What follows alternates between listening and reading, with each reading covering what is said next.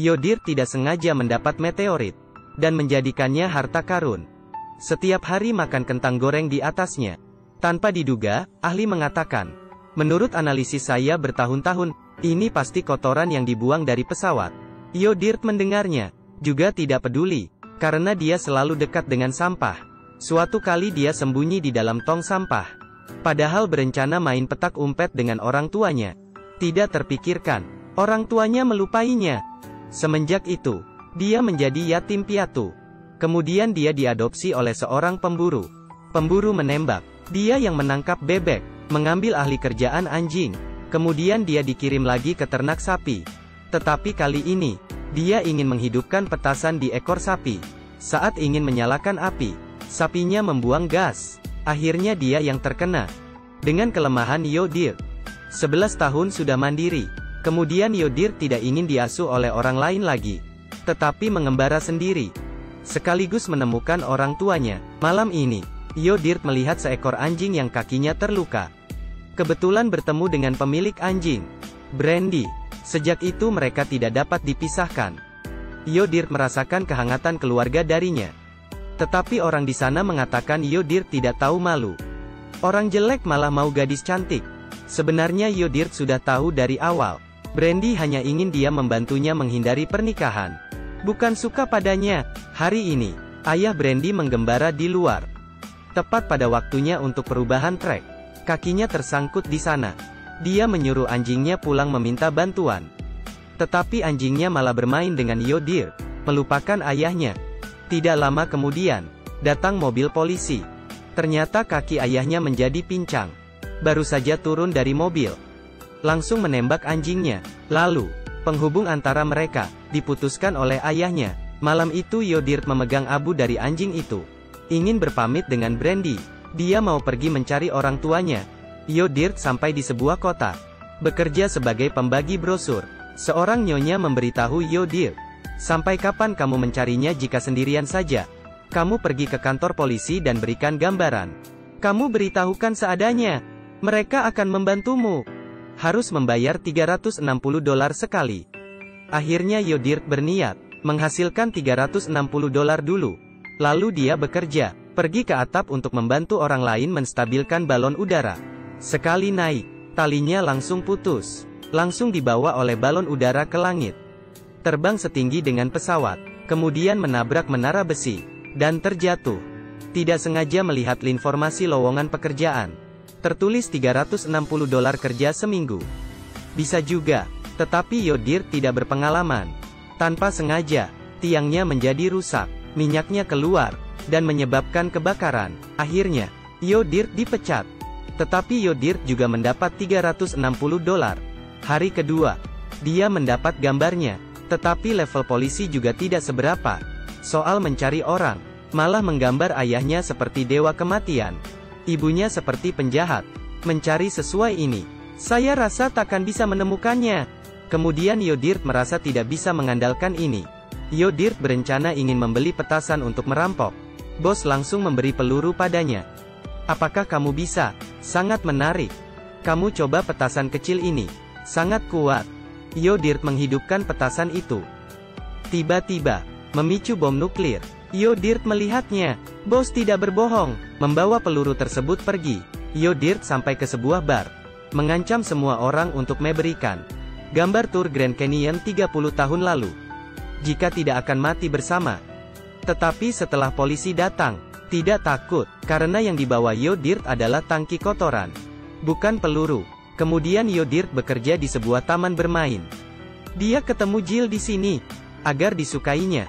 Yodir sengaja mencuri mobil second, dan mengatakan ini adalah mobil mewah. Tetapi Jill tidak peduli, malah sangat suka. Kemudian Jill berkata, dia juga anak asuh. Orang tua angkat saat bermain di Grand Canyon. Kehilangan anaknya, dan mendapatkannya. Setelah Yodir mendengarnya, begitu paskah, tetapi Jill berkata dia masih ada seorang abang. Abis sudah. Pas lagi. Kemudian Yodir mendapatkan daftar nama dari perusahaan saat itu. Melalui alamat dari daftar, mencarinya.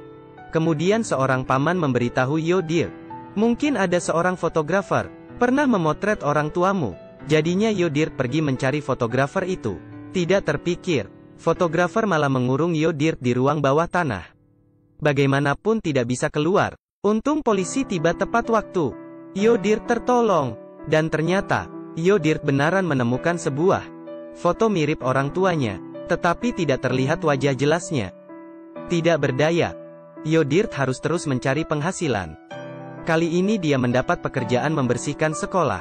Tetapi baru hari pertama kerja, gas beracun di laboratorium bocor.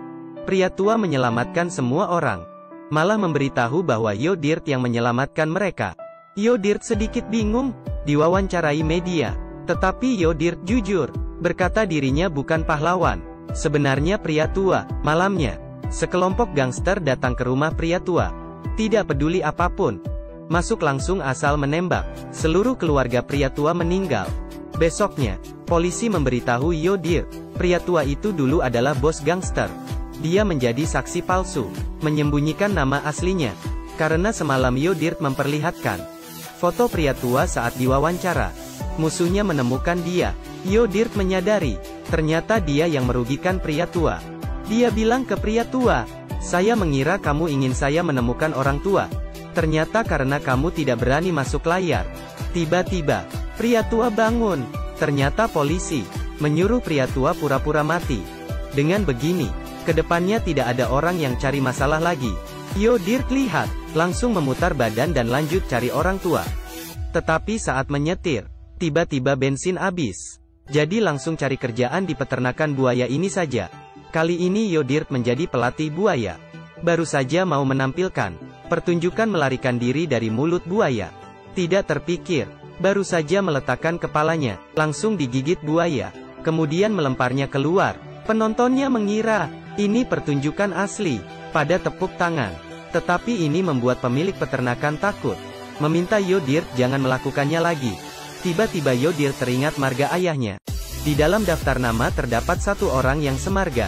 Kemudian Yodir mencari rumah orang itu. Ternyata, itu memang benar rumahnya, tetapi sudah tersita lama. Tidak ada orang yang tinggal. Kemudian tetangga memberitahu Yodir, keluarga ini sudah lama pindah. Di malam hari, Yodir benar-benar kecewa. Rumah sudah ketemu, tetapi tidak ada orang.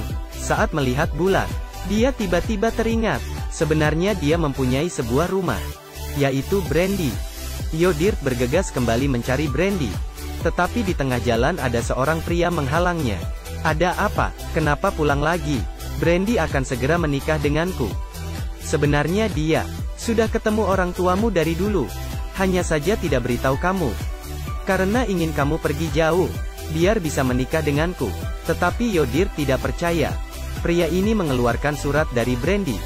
Di atasnya tertulis jangan tunjukkan ke Yodir. Yodir melihat ini, benar-benar kehilangan harapan untuk segalanya. Mencari pekerjaan membersihkan toilet, ingin melewati seumur hidupnya begini saja. Tetapi gaya rambut Yodir ini memiliki keunikan. Bos memintanya untuk mengikuti pertunjukan bakat. Ingin dia mengarang cerita saja. Tidak terpikir, Yodir menceritakan pengalamannya semua. Ratingnya langsung melonjak, menjadi seorang selebriti internet. Untuk memperbagus program, tim program ini segera menelepon Brandy, menanyakan apa yang terjadi.